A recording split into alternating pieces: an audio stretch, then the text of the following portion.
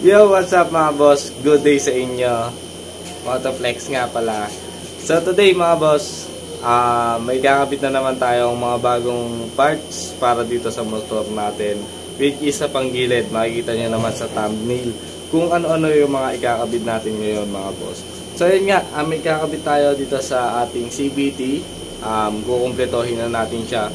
Straight JBT yung ilalagay natin dito sa ating CVT. So merong mga ibang nahalo, pero yung mga parang main na parts netong panggilid natin is puro JBT. So bago yun, babaklasin muna natin itong panggilid natin. So basic na yan mga boss, di ko na sa inyo ipapakita. Ayun mga boss, ta-timelapse ko na lang siguro. Tapos babaklasin ko na itong cover. Then balikan ko kayo pag nabaklas na natin itong crankcase natin. So ayun mga boss, let's go. Baklasin na natin to.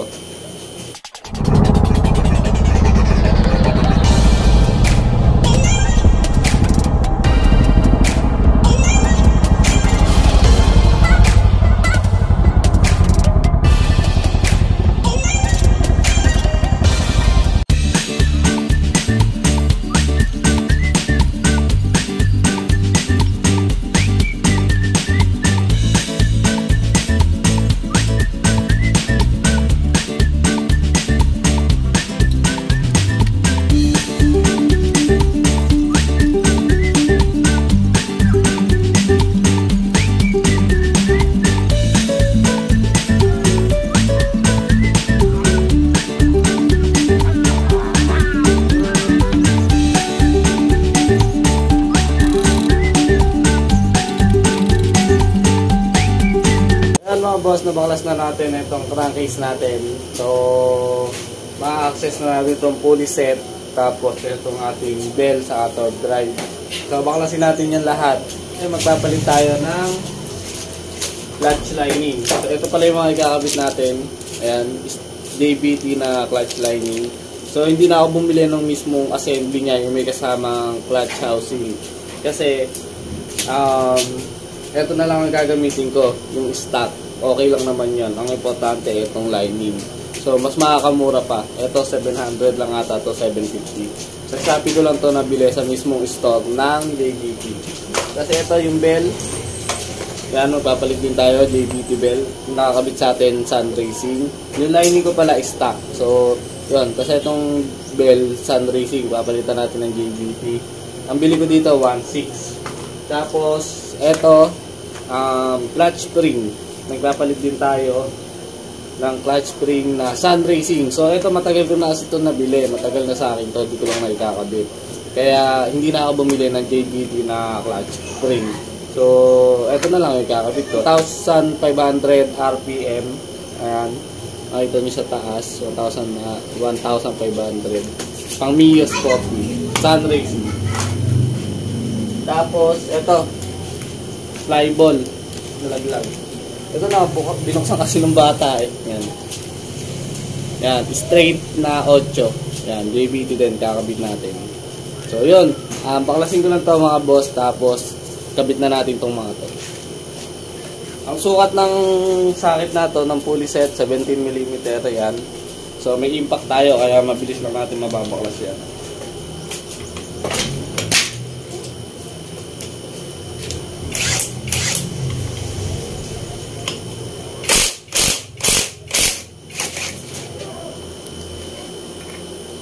Salpak lang natin yan sa impact.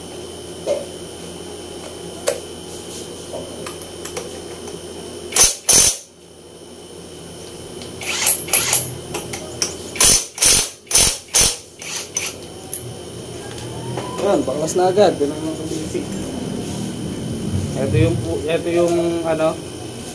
Ito yung bell na sun racing. Papalitan na natin yan. Dry piece. Ito, okay pa to. Bago lang to eh. Ayan.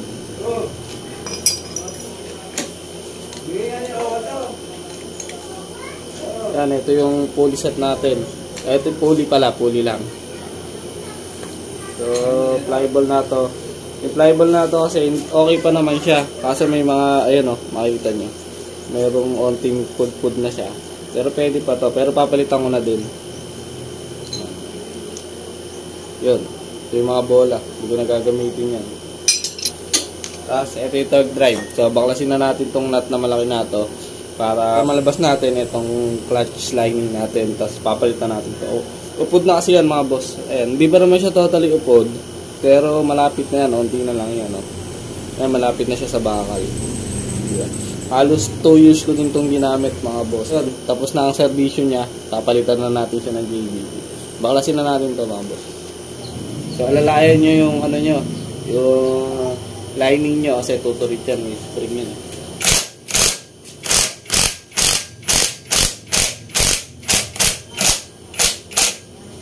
Yun.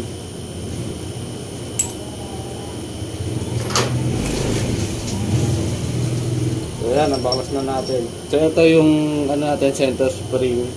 Ano to? 1000 RPM, MTRT. Yan. So ito buo pa to. Tapos ayan. Ito yung clutch spring, babalitan na natin to, 1500 RPM to na RS8. So dito mga boss, pwede din to mag-cause ng dragging itong clutch spring na to kasi yan lumalambot yan. So ngayon, yung tatlo kasi yan, yung pwedeng yung isa dyan sobrang lambot na, mas nauuna siyang bumuka kaysa sa dalawa. So ganun mga boss, pwede din mag-cause ng dragging yan dahil doon. Kaya maganda, pinapalitan din natin yung mga clutch spring natin. So ayan, babaklasin na natin tong clutch spring na to. Dito ito yung medyo may hirap baklasin yung clutch spring. So papakita ko sa inyo kung paano ko binabaklas itong clutch spring mga boss.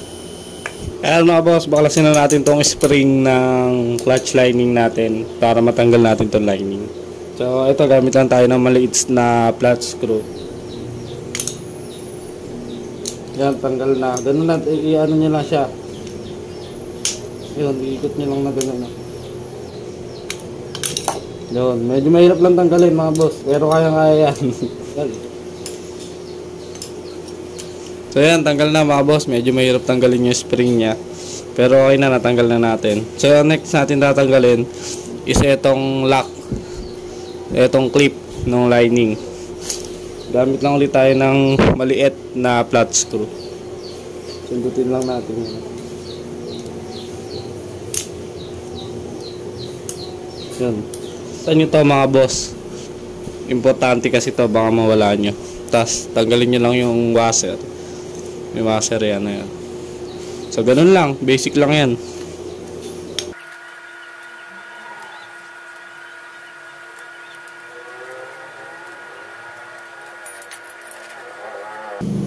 So yan, natanggal na natin yung mga lock saka yung washer. So mababaklas na yan.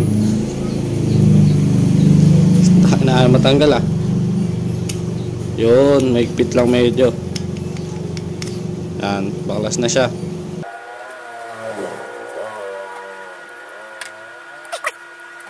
So yan, etong goma din baka mawala mga boss, huwag nyo kakalimutan. So lilinisin ko lang to, tapos ikakabit na natin yung JBT na lining saka yung Sun Racing na clutch spring. So ayan mga boss, nalinis na natin. So kabit na natin ito ang ating bagong lining na JBT, fresh na fresh. Ayan siya mga boss. So kabit na natin to. So huwag muna natin kalimutan ikabit ito mga goma. Yan, dito yan oh. So, may kuntil na yan. So pasok nyo lang dyan yan. Yan. Parang ano yan, stopper. Yun.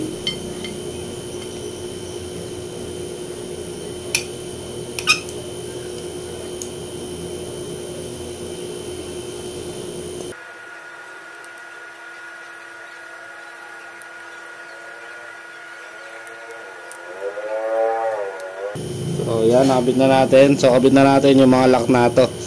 So pag kinabit nyo yung mga lock, kabit nyo muna yung washer bago nyo ilagay yung clip. Yan. Lagay na natin yung clip.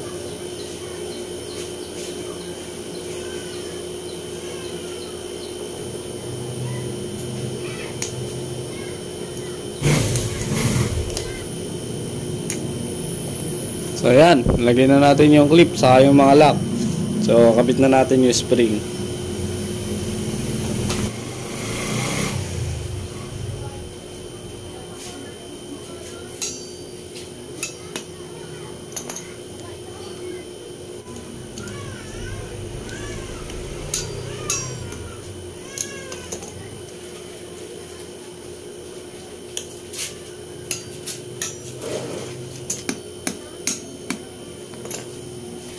Yun.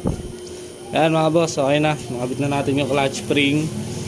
So, pwede na natin ito isalpak doon sa ating panggilid. So, ayan mga boss, kabit muna natin ito lining dito sa torque drive.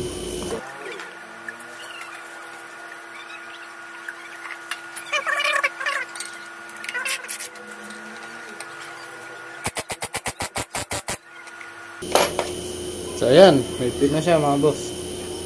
Salpak na natin.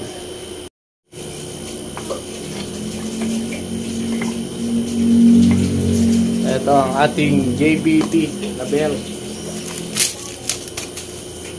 Ayan siya mga boss.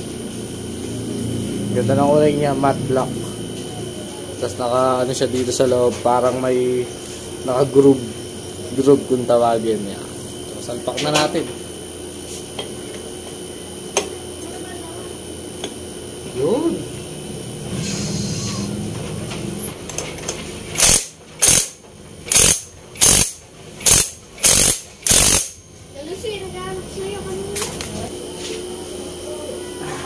Ayan. Ito yung natin pulley, flyball, straight 8. Salit na natin. Backplate.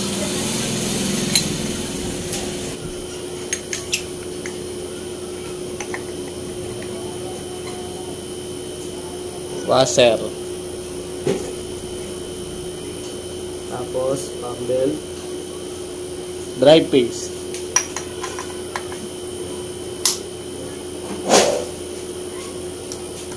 Mga washer ng sigunyal. Kapit na natin. Yan, ang drive paste.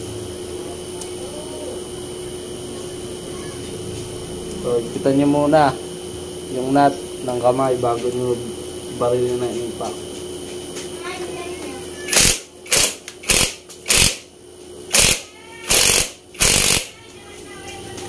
Yun. So, yan. Okay na. Paandarin natin yung motor, mga boss. Testingin natin.